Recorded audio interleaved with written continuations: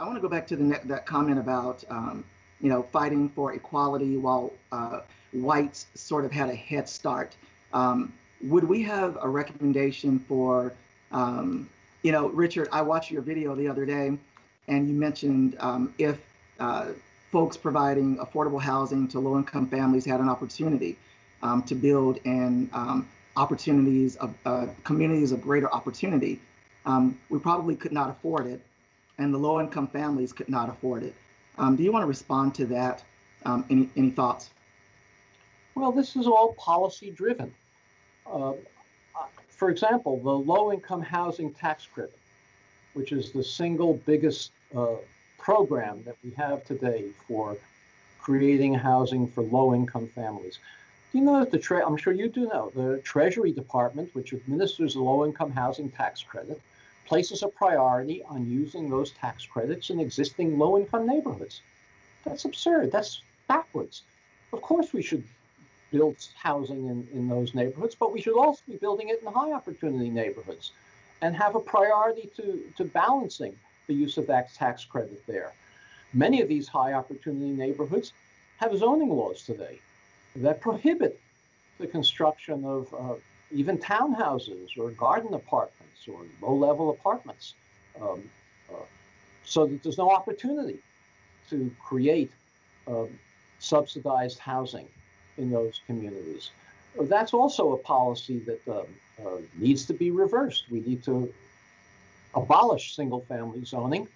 I think nationally, I think it's an unconstitutional attempt to perpetuate the segregation that was created on an explicitly racial basis. Once you create racial segregation on an explicitly racial basis, you can have race-neutral policies to perpetuate it. And I think those are unconstitutional as well if they're designed to perpetuate an explicitly unconstitutional policy. So we should be abolishing single-family zoning in metropolitan areas, and not just in cities, but in the suburbs as well, to permit lower cost housing to be built, not just subsidized, but market rate housing that would be less expensive if it was, like I say, townhouses or garden apartments or something like that. So these are things we could do. There's enormous political opposition to them in suburban, high opportunity, white neighborhoods. We need a new civil rights movement that's going to make it uncomfortable to maintain that kind of policy.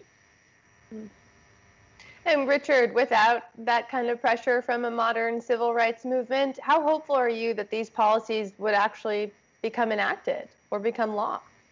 Well, I'm very hopeful because of the greater awareness of the need for these policies.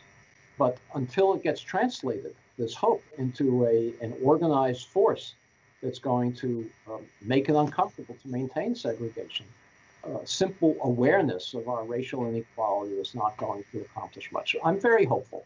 We are having a more accurate, even before the murder of George Floyd, we were having a more accurate and passionate discussion about the history of slavery and Jim Crow than we've ever had before in American history. It's now multiplied many times in the last month. And it's very encouraging to see predominantly white demonstrations for Black Lives Matter in small towns all across the country, even places where there are very few African Americans living. That's a hopeful sign. But as I say, the tough work comes in moving from awareness to action. And we are creating the preconditions for that. We need to take it a step further. But I am hopeful.